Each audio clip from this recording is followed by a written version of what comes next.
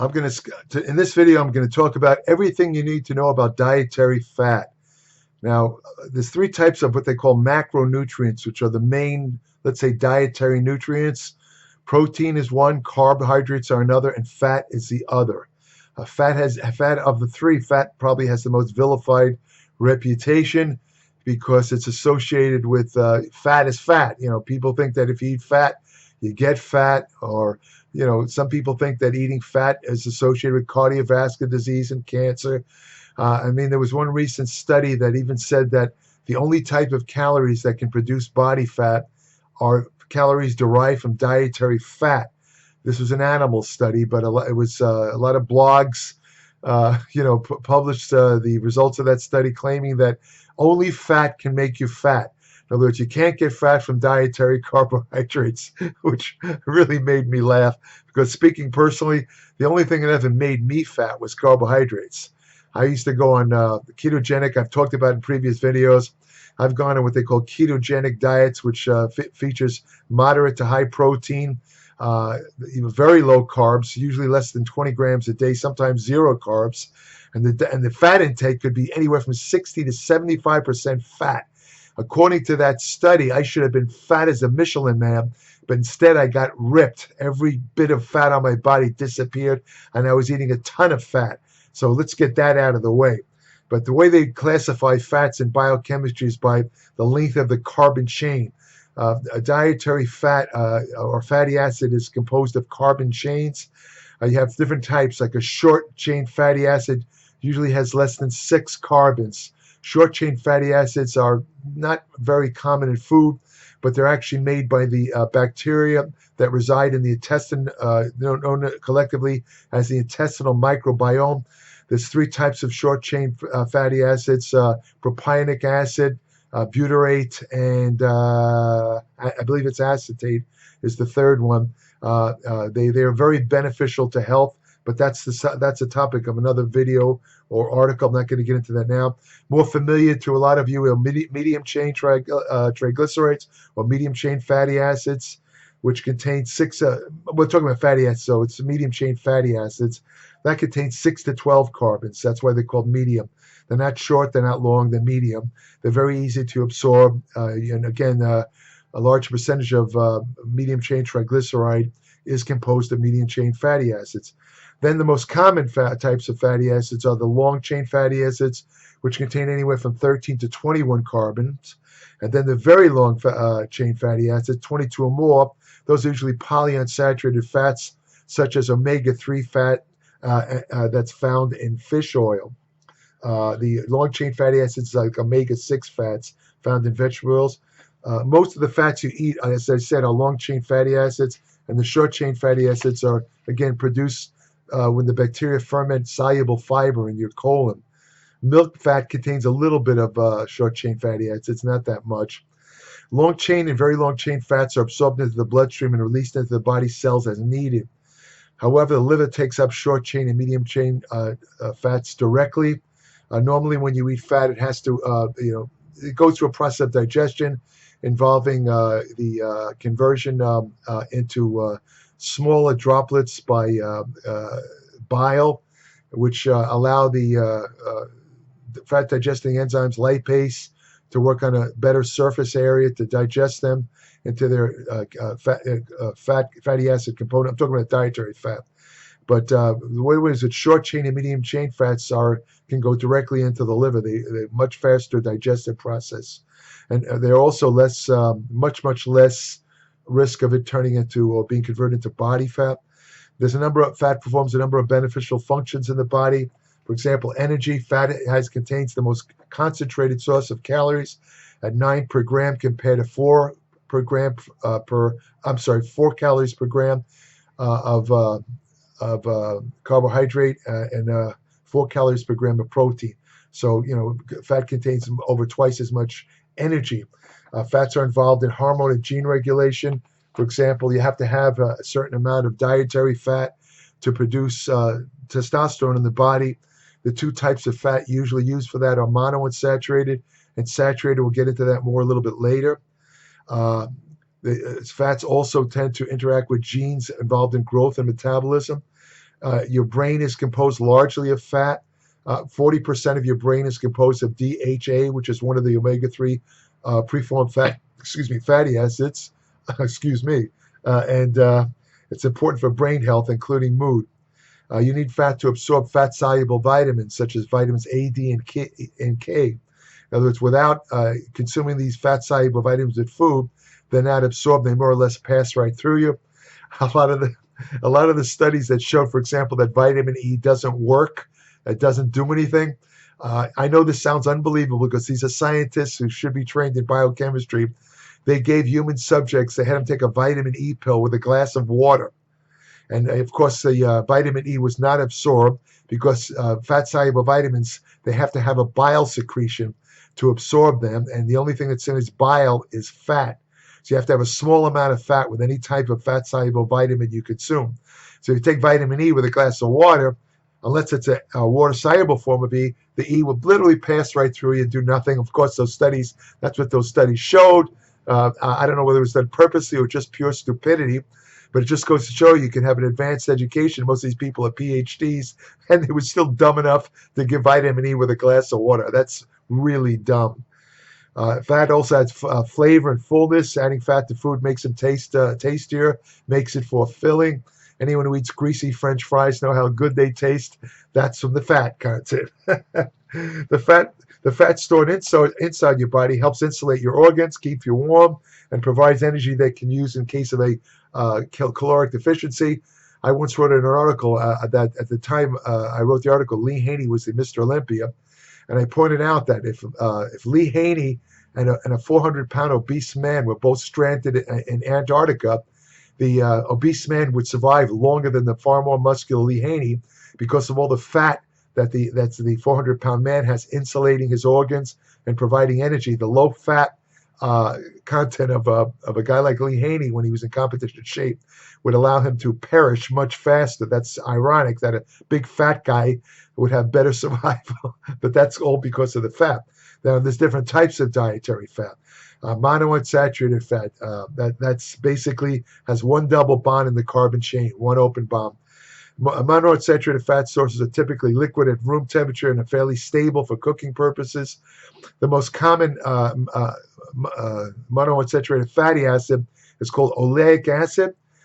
Olive oil contains a lot of oleic acid, and interestingly enough, most recently, oleic acid was recently found to promote the activity of proteins in the body called sirtuins.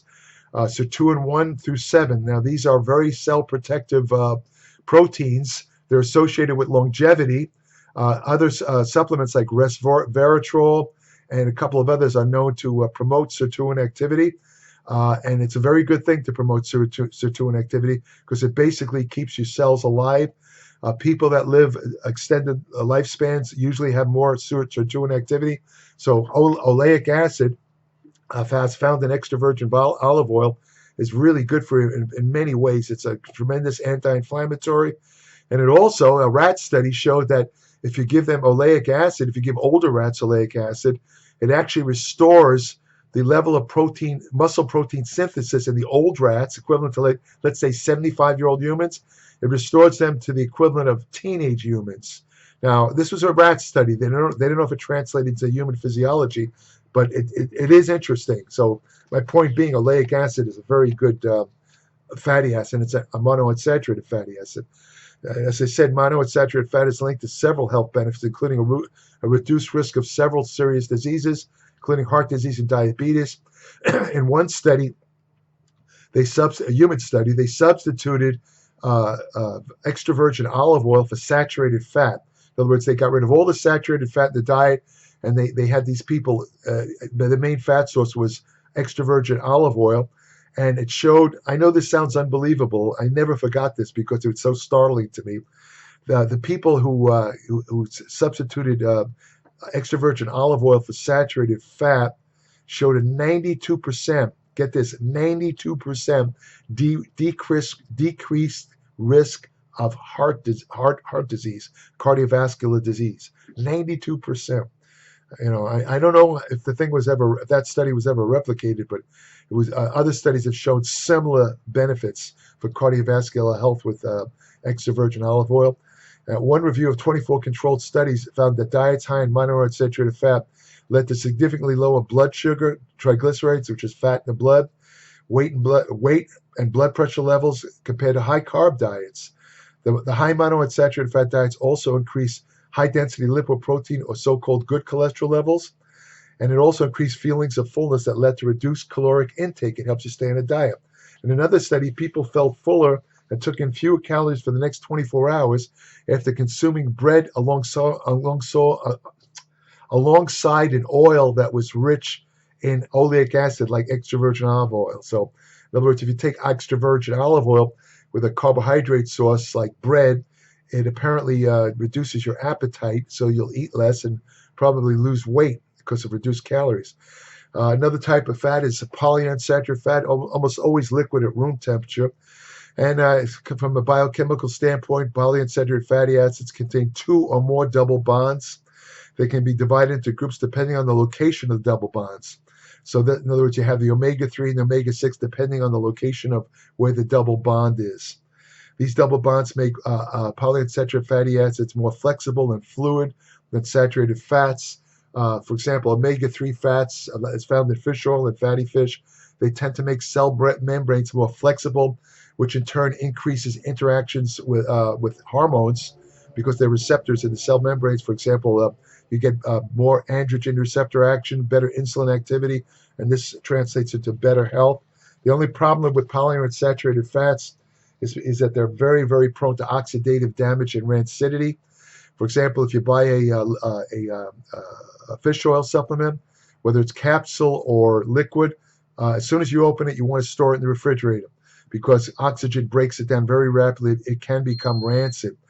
But studies have found that long-chain omega-3 fatty acids benefit inflammation, heart disease, diabetes, depression, and many other health conditions. They also seem to help older people develop muscle more rapidly. They don't have the same effect in younger people for some strange reason, probably because older people tend to have more inflammation than younger people.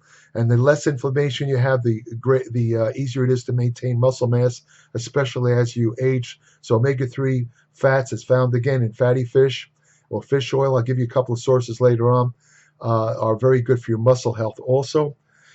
You do need some omega-3 fats. There's only 2 types of essential fatty acids. One of them is linoleic acid, which is an omega-6 fatty acid. The other one is called alpha linoleic acid, which is considered an omega-3 fatty acid. However, as I'll mention in a minute or two, alpha linoleic acid, or ALA, is a precursor to the more biochemically active EPA and DHA omega-3 fatty acids. There's usually an imbalance. Most Americans consume, because omega-6 is far more ubiquitous, meaning it's found in far more foods, meats, most protein foods, omega-6. It's much more prevalent in the diet compared to omega-3. So there tends to be an overabundance of omega-6 in relation to omega-3. So if you don't eat fatty fish, for example, at least 2 or 3 times a week, it would behoove you to take an omega-3 fatty acid supplement like fish oil. Otherwise, you're going to be in balance. It can create health problems, including depression. Omega-6 fats are very common, and as I said, very, blah, blah. Significantly, researchers report that the evolutionary diet of humans provided a ratio of omega-6 to omega-3 fats that was between 1:1 and 4:1, and that's something to shoot for. In other words, the maximum ratio of omega-6 to omega-3 you want to have is 4:1. In other words, 4 of the omega-3 of 6 to 1 of the omega-3, but a more favorable ratio is 1:1. In other words, consume just as much omega-6 fats as omega-3. If you have any kind of inflammatory conditions in your body, do it the opposite. Consume more omega-3 than omega-6.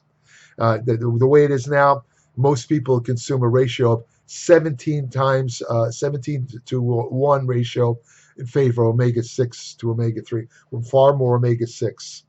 Now, the most famous and infamous type of fat is saturated fat. Saturated fats have no double bonds in their carbon chain, so the carbons are said to be saturated. That's where you get saturated with hydrogen. They're very stable at high temperatures, and they don't go rancid like polyunsaturated fats do. But the bad thing is Saturated fats can raise low-density lipoprotein, which when oxidized is associated with atherosclerosis and cardiovascular disease. A lot of it depends on the specific saturated fatty acids consumed. Some saturated fatty acids don't seem to have any effect on cholesterol at all. Others, like palmitic acid, do. It should be noted that a high-density lipoprotein cholesterol also goes up when you consume saturated fat, so it actually balances out the LDL. So it's not quite as bad as it sounds. Research indicates that saturated fatty acid consumption has a neutral effect on health and doesn't appear to cause or contribute to heart disease, contrary to popular belief. And some foods high in saturated fat can benefit metabolic health. I'll give you an example. Studies suggest that the medium-chain triglyceride is considered a saturated fat, and coconut oil and palm oil may boost metabolic rate and reduce caloric intake. Now, the American Heart Association recommends that only 5 to 6% of your fat intake should be saturated. In other words, if you're on a diet of 2,000 calories, you should consume around 13 grams of saturated fat a day. Now, the worst kind of fat by far is, and I'm only mentioning this because it is a fat, is called trans fat. In the trans fat molecule, hydrogens are positioned across from each other rather than side by side. It's kind of a bizarro type of fat structure. Small amounts of trans fat occur naturally in dairy and other animal foods. However, nothing is natural about the trans fat that's found in processed food. These trans fats are produced by adding hydrogen to unsaturated fats to create a product that functions more like a saturated fat.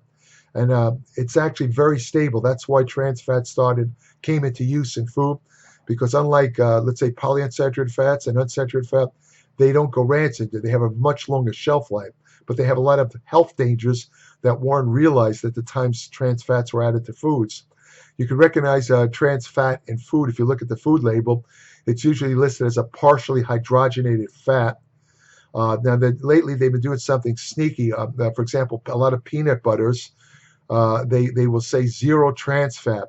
But if you look at the actual nutrient content, it'll say 1 tablespoon has 0.5 grams of trans fat. Now, the way that label is based on somebody consuming only 1 tablespoon, because anything under 1 gram of trans fat in a product, the label can say 0 trans fat, even though it's not really 0 trans fat. So if let's say you eat 2 tablespoons or 3 tablespoons of peanut butter, now you're going way over now you're eating a good amount of trans fat. So it's basically mislabeling on the part of the government that allows that. But the government allows a lot of bad things, as we all know. Consuming trans fats can lead to a lot of health problems. They're linked to inflammation, unhealthy cholesterol changes, impaired artery function, insulin resistance, and excess fat stored in the belly. They can also interfere with amino acid metabolism and blunt muscle protein synthesis. They can actually interfere with muscle growth. You want to avoid trans fats at all costs. By the way, CLA, or conjugated linoleic acid, is a natural trans fat that is actually good for you. But it's not the same as the artificial trans fats that like partially hydrogenated they're added to foods. CLA, however, in large amounts can also cause insulin resistance. Research has linked the intake of trans fat to a high risk of cardiovascular disease. You can see trans fats, they usually, not so much anymore, but margarine used to be loaded with trans fats. They're trying to reduce that. The newer margarines have much less, if any, trans fats. They're gradually getting them out of foods. There's not much left in food anymore, but they still exist. Just read the labels. Don't eat anything that contains partially hydrogenated fat of any kind. They're also in crackers and stuff like that, so you got to be careful of that. Now, how much fat should you eat a day? Well, if you're on a low-fat diet, what is a low-fat diet? It's defined as a fat content of 30% dietary fat or less. There's for example, if you're eating about on a low-fat diet, if you're consuming 1,500 calories a day, you want to consume about 50 grams of fat. If you're taking 2,000 calories, you want to consume 67 grams of fat. And if you're consuming 2,500 calories a day, that would be 83 grams of fat, still considered a low-fat diet. Now, then you got, of course, as I mentioned earlier, the high-fat, low-carb, or ketogenic diet. Ketogenic diet, again, being almost completely devoid of all carbohydrate, but it replaces carbohydrate with fat. I mean, the ketogenic diet can contain as much as 75% fat. So, it's very high in fat. But again, because of the lack of carbohydrate, the fat is actually utilized as energy. Here's a few examples of suggested dietary ranges for a low carb or ketogenic diet. If you're taking in 1,500 calories on a low carb diet, you want to consume about 83 to 125 grams of fat. If you're consuming 2,000 calories on a ketogenic diet or low carb, that's at 111 to 167 grams of fat. If you're consuming 2,500 calories, that equals 139 to 208 grams of fat a day. Then you got the probably the healthiest diet of all, which is the Mediterranean diet. That includes a wide range of plant and animal foods, such as fish, meat, eggs, dairy, extra virgin olive oil, fruits and vegetables, legumes. This usually provides about 30 to 40% of calories from fat, including plenty of monounsaturated fat from olive oil. If you're on this type of Mediterranean diet, by the way, it's very little meat and eggs. It usually focuses on a little bit of fish. It's mostly plant food and very little dairy. If you're eating this type of diet, if you're taking in 1,500 calories, that would be about 58 to 67 grams of fat. 2,000 calories would be 78 to 89 grams of fat. 2,500 calories would be 97 to 111 grams of fat. Which foods are high in healthy fat? Well, monounsaturated fat is found in most plant and animal foods, but some foods are really particularly rich. Like as I said, extra virgin olive oil, probably the best source. It's also monounsaturated fats are also found in macadamia nuts, almonds, pecans, hazelnuts, pistachios, peanuts, avocados, pork, and beef in descending order of amount. These foods also contain omega-6 polyunsaturated fat. Polyunsaturated fat, omega-6 fat is found in almost all plant and animals. It's all over the place, omega-6. Very unlikely to be deficient in omega-6. However, getting omega-3 fat, that takes a little bit more work. The foods rich in omega-3 include fish, salmon, sardines, herring, mackerel, and anchovies. The alpha-linoleic acid form is found in chia seeds, flax seeds, and walnuts. Now, these plant foods like flax, they contain the alpha-linoleic acid form, or ALA.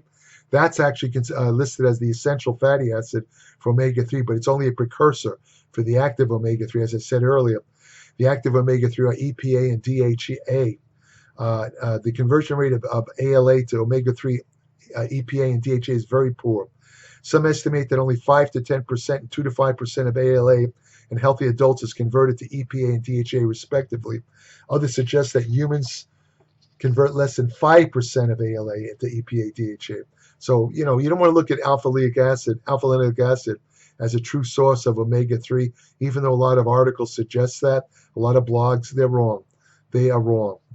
Saturated fat, well, a lot of people know coconut oils, rich in saturated fat, palm oil, whole milk, dairy, cheddar cheese, lamb meat, fatty meats like chuck and all that. Those nothing. There is no requirement for saturated fat. As I said earlier, it's not quite as bad as it's often portrayed from a health perspective, but you don't have to seek out saturated fat because, in other words, if you ate no saturated fat at all, you wouldn't have any problems at all. You wouldn't have any deficiencies. There's no requirement. In fact, body fat, the fat that's stored in your body, is a form of saturated fat. It's triglycerides, which is basically a triglyceride. It's 3 fatty acids attached to a glycerol backbone, and stored body fat is basically triglycerides, a form of saturated fat. Because if it was not saturated fat, it would be liquid and it'd be floating all over the place, and that wouldn't look good. I mean, you'd be bouncing all over the place. It's got to be solid. It's got to stay in those little fat deposits. You know what I mean? Anyway, that's about it. I think that's a pretty good overview of fat. Fat, again, as I said, it's been vilified, but there's no doubt fat is a very important nutrient. It's right up there with protein and carbs. By the way, there's no nutrient requirement for carbohydrates either, but I've mentioned that in past videos. Protein's another story. I won't even get into the protein. I've talked about that a lot too. So that's about it for fat. If you want to have the best and most in-depth information available on nutrition, exercise science, ergogenic aids, fat loss techniques that work, hormonal therapy, anti-aging research you can use today, nutritional controversies like saturated fat, women's health and fitness, and much, much more. Nobody covers as many topics as I do in my Applied Metabolics newsletter. www.appliedmetabolics.com. 30 to 40, up to 50 pages every month. It's like getting a monthly ebook. No ads. I'm not pushing any supplements or anything on you. I just give you the facts, evidence-based science. But I include my, oh God, are you ready for this? 58 years of empirical or practical experience in the gym and through study. Yes, I started studying this when I was in junior high school. It goes back that far. And I've accumulated a lot of knowledge, and I pass it on. I don't think anybody ever studies for any PhD ever studied as much as I did over the years of this kind of stuff. So this is all incorporated. I also, when I talk about exercise and applied metabolics, I veer you away from the mistakes that myself and many others make in their training.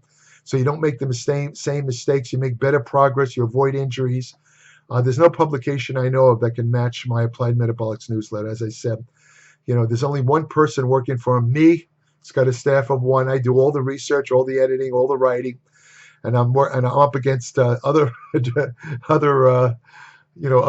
digital publications that have anywhere from 22 to 40 people working for them. Can you believe this? And I got one person. So. Read it. I guarantee you will learn something in every issue. I promise you that. Again, www.appliedmetabolics.com. When you subscribe, I'll send you an invitation to join my private Applied Metabolics Facebook page, where each day I post new information on nutrition, exercise science, and general medicine. I also answer questions on that private Facebook page. You have to be a subscriber to join, however. It's the same thing on my Applied Metabolics website. There's an email portal, again, exclusively for subscribers. I don't answer unsolicited questions, don't have the time, and my subscribers always come first, always. They'll always get top preference. Same with these videos. You're welcome to leave comments or suggestions for future videos. The odds of me answering are very slim, but I do occasionally answer. If the question is pretty interesting and I catch it, I will answer it. But again, I don't promise that at all. Again, that's about it. What can I say other than if you want to have the best friend you'll ever have? Little Bruno he's a senior citizen with my little dog, Bruno. He's sleeping on the couch. I like to bring him in the videos, but, he likes to sleep. I feel bad waking him up, You know how it is when somebody wakes you up in a deep sleep, you don't know where you are and stuff like that. Poor little guy, I put him on the video and he's confused. He doesn't know why I woke him up. So I let him, if he's sleeping, I don't bring him in the video. But I'll bring him in one of these days. I'll bring him back. And that's about it. Take care. Thanks for listening to this extended video, but I had a lot to cover. So I know I already lost a lot of short attention span, guys, but I wasn't making this video for them anyway. Take care.